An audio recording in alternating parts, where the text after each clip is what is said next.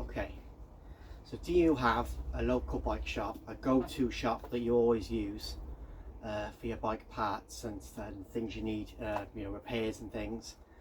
And if you do, what makes it your go-to?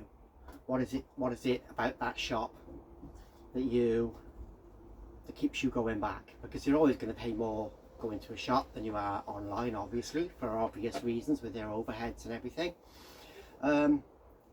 So if you're going there and you know you're paying a bit more, what keeps you going back to that shop?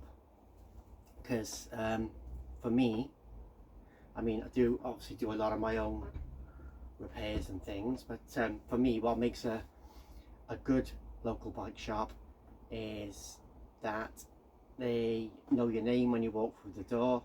They offer you a cup of coffee, there's chat, there's a sort of a social scene around the shop.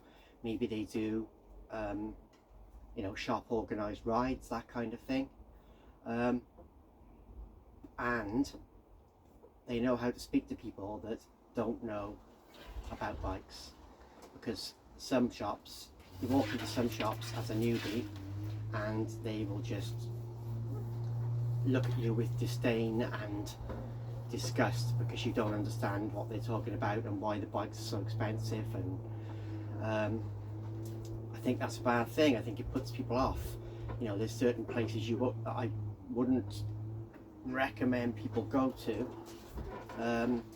as a beginner with a budget of say £500, because they're just not going to be able to cater for them. And these shops that only sell bikes that are £1,500, £2,000 up, again, it's off-putting for a newbie, I think. But what is it, what the question is, what do you see in your local bike shop that makes you keep going back there? What are the good points and the bad points of local bike shops? And what can they do to get your customer and keep going? Because they're all, obviously they're all struggling at the moment, as is much of the bike industry. So what would you say to someone with a bike shop that they could do to keep you going back and keep your customer?